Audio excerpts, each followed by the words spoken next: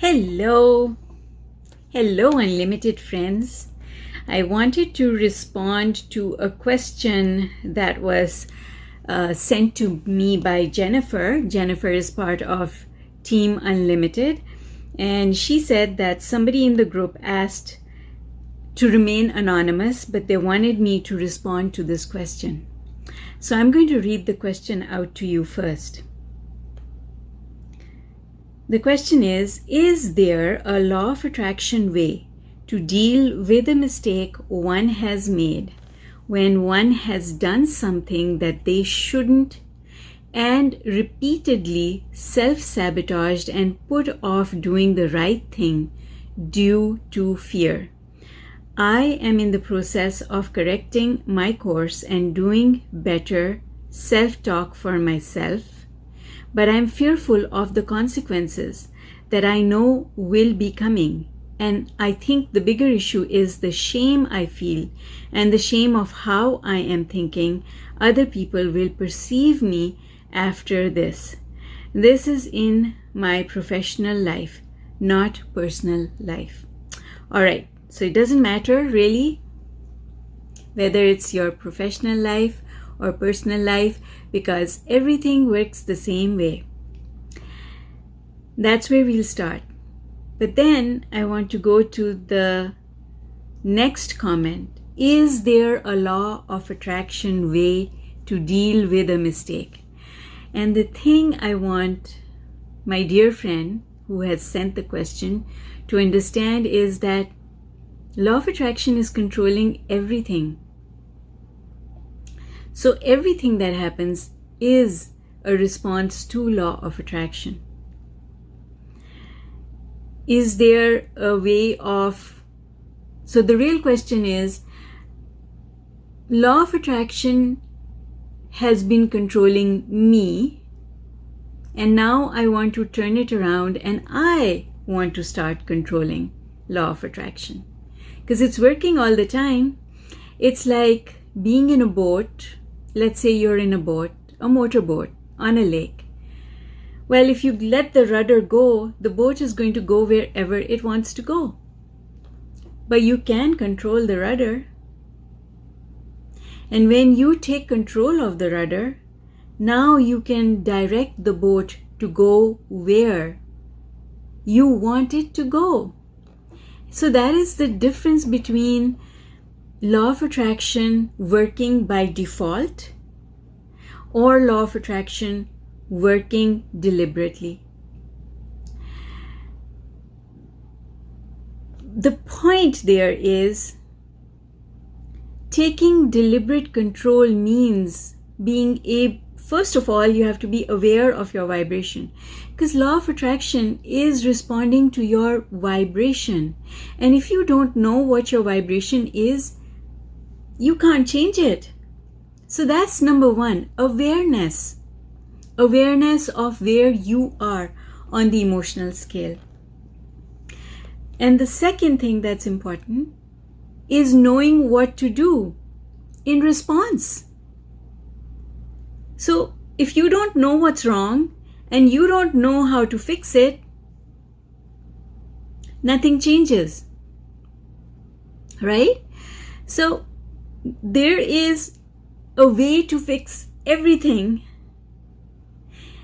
and it is always a law of attraction way of fixing it, because whatever you do, law of attraction will respond to.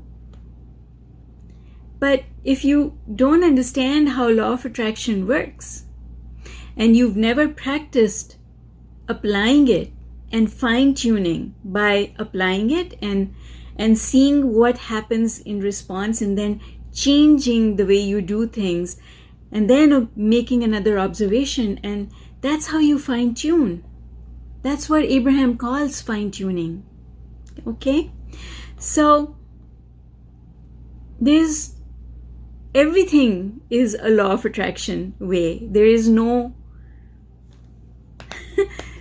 specific thing that is a law of attraction way of dealing with things, because everything is about law of attraction. That's really what I want to say. All right, so the next comment then is, I want to deal with a mistake and then repeatedly self-sabotaged and put off doing the right thing due to fear.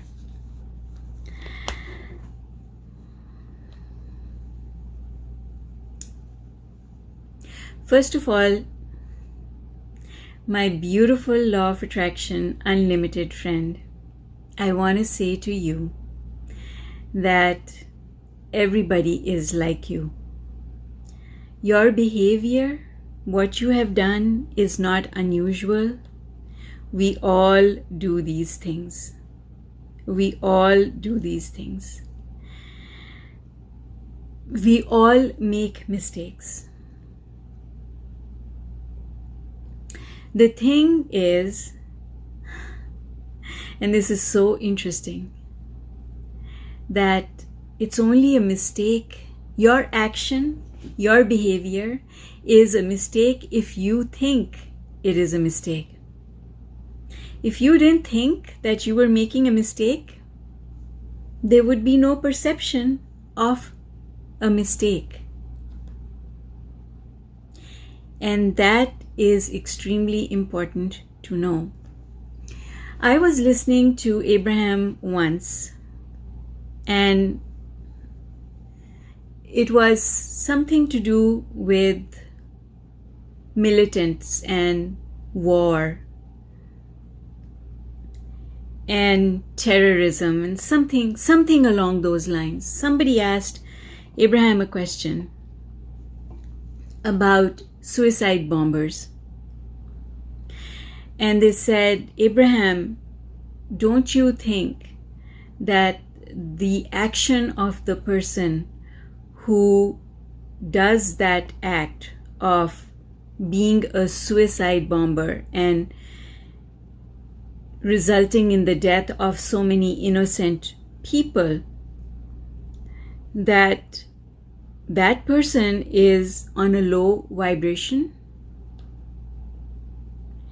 And Abraham responded, and it really helped me to understand something so powerfully.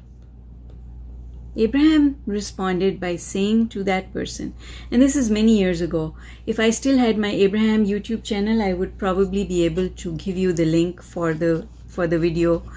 I still have the videos. Maybe they're in my, maybe I can post the video in the other group I have where I share Abraham material. So Abraham said to this person that most of the people who do suicide bombing do it from a high place on the emotional scale. Can you believe that? It just turned everything on its head for me, because I had never thought about it that way. And so Abraham said that that person who is a suicide bomber, they are at the top of the emotional scale because they think they are going to heaven. They think that they are helping. They don't see it as a mistake. They don't see it as something that is hindering them. And so other people might see it that way, but that person does not see it that way. And so therefore there is no self-sabotage. You see, the reason you self-sabotage yourself is because you keep yourself low on the emotional scale, and then your universe, everything in your world responds to your low vibration. There have been so many other discussions with Abraham of this sort where we've discussed Bernie Madoff and other people who are part of pyramid schemes, who cheat people out of money. And another time somebody asked this question of Abraham. I don't remember who it was about, but it was somebody who did a financial scam. And they said, Abraham, this person who did a financial scam, they were scamming people for a good 15-20 years.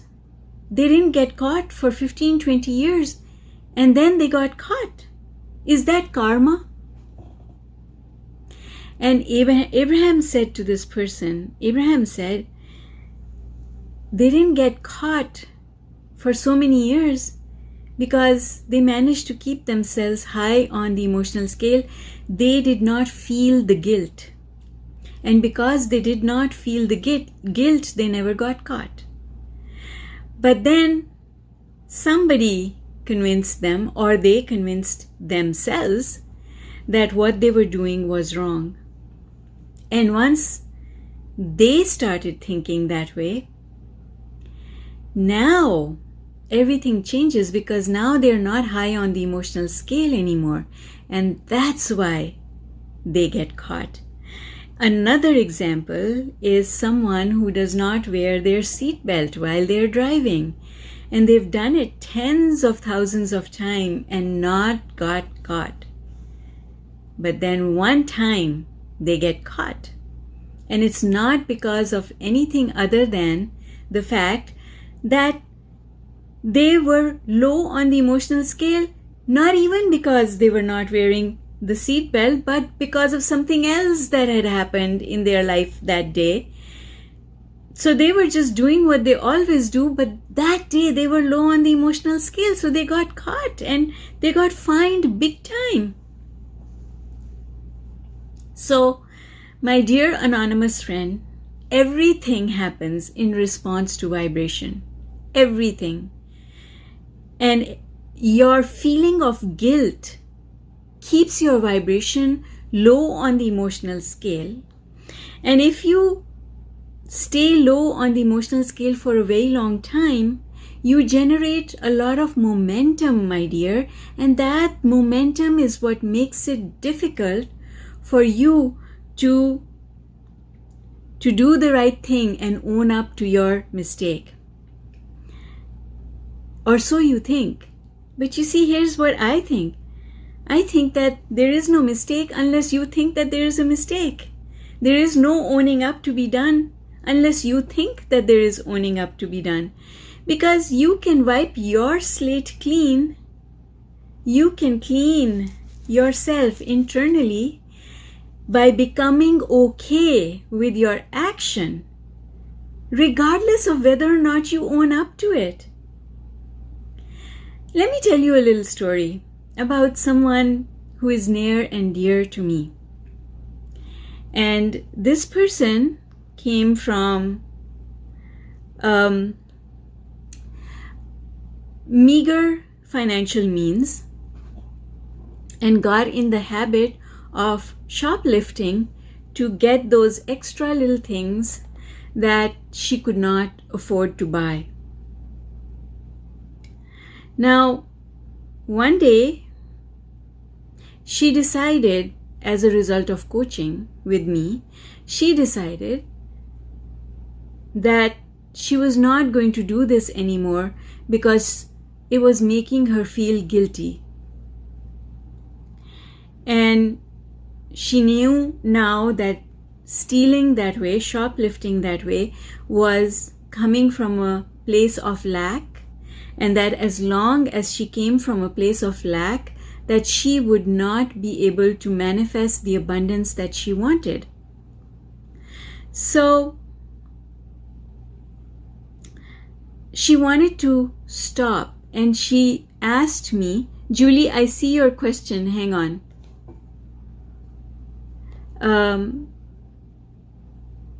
And I'll circle back around to you, Julie. So her question was, it was always the same couple of stores that she went and shoplifted at. And she wanted to know from me if she should go to those store owners and give them money in lieu of the loss that they had suffered because of her shoplifting behavior. And I said to her, if that is what you think will make you feel better, of course you can do that. But there is no need for you to do that. Because what you need to understand, my dear, is that it's co-creation.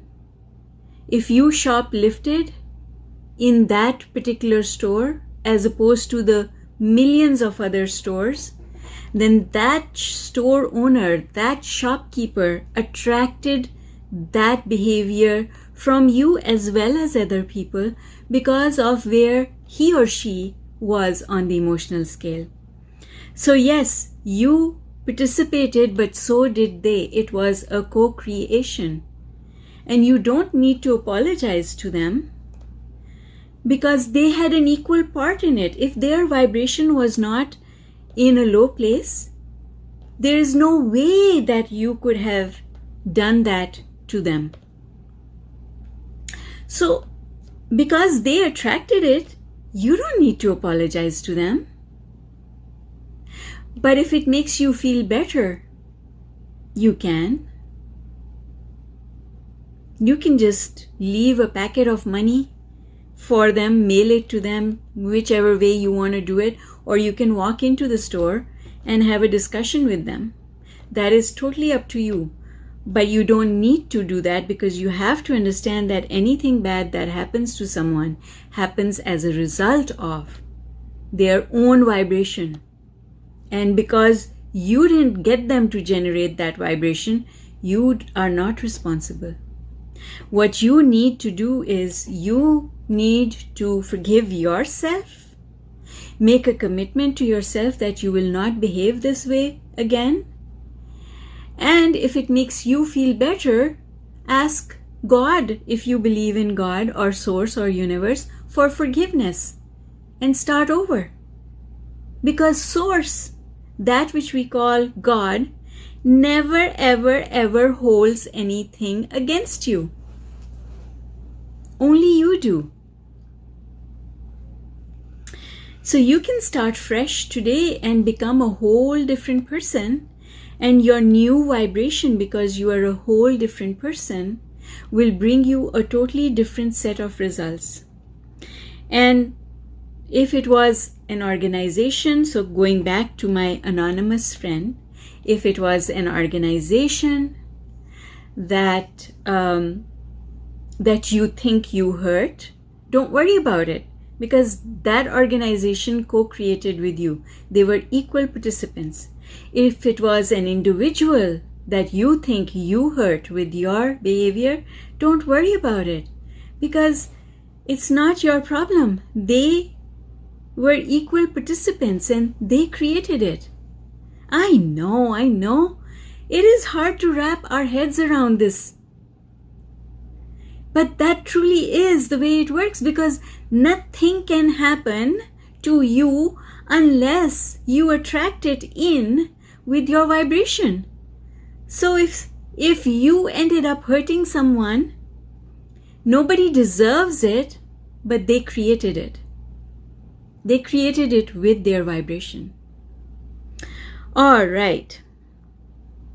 So, in the process of correcting your course, which is what you say in this comment that I'm reading out, I'm in the process of correcting my course and doing better self-talk for myself, but I'm fearful of the consequences that I know will be coming. No, sweetheart, no consequences have to come. No consequences have to come unless you think that they will come. No consequences have to come. We all have seen those TV programs, and I don't know if you have, but I sure have, where we see how people don't have to suffer any consequences for their actions. And it is a combination of them changing their vibration and never looking back. Never looking back. You will bring the consequences to you if you keep thinking that there will be consequences. And this is the reason why long time ago I was coaching a dentist, and she was afraid because she had been involved in what might have been called insurance scam. And what I explained to her was that there's so many people, and she told me this, she knew this. She said to me that she never used to do it, but then she was encouraged because everyone else was doing it and they were not getting caught. So she did it, and when she did it, she started feeling fearful that she would get caught. And the next thing you know, she was up for an audit of her books. And she was so scared. And I explained to her that there are so many people who are doing it. It's your fear that will bring the audit to you, because it's arbitrary. It's your fear that will flag you as the person who should be audited. Whereas there are so many others who are doing the same exact practices that you're doing. And if you are so guilty about it, then you should not do it, because it means you're not cut out for it. Other people might be getting away with it, but you don't have the ability because you feel guilty. Those people who get away with it, they don't feel guilty.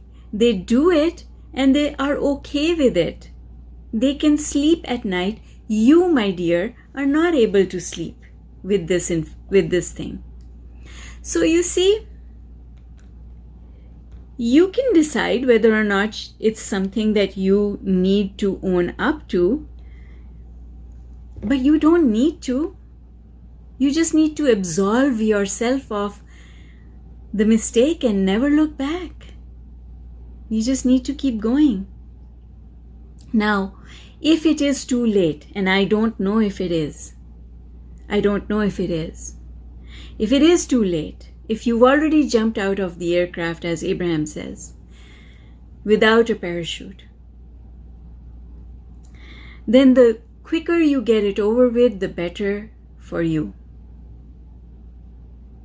Because then you can start again.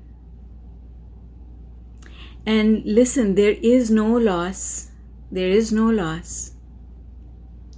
There is no time wasted.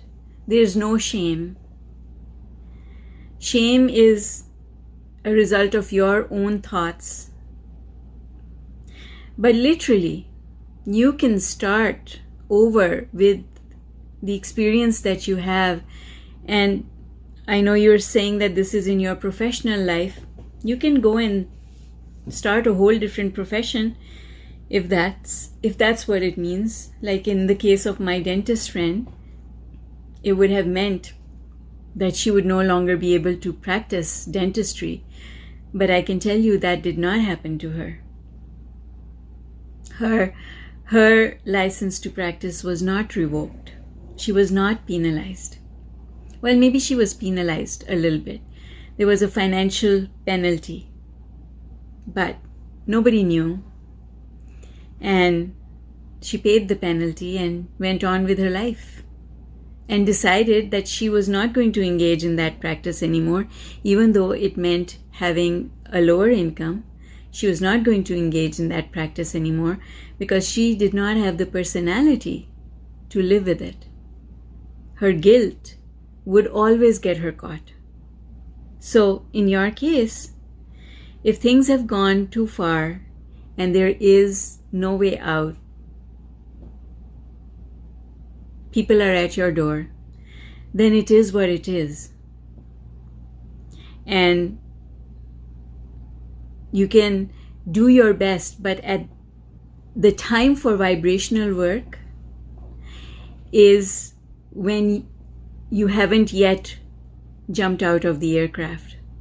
Once you jump out of the aircraft and action is in momentum, then that cannot be prevented. You can't get sucked back into the aircraft, as Abraham explains.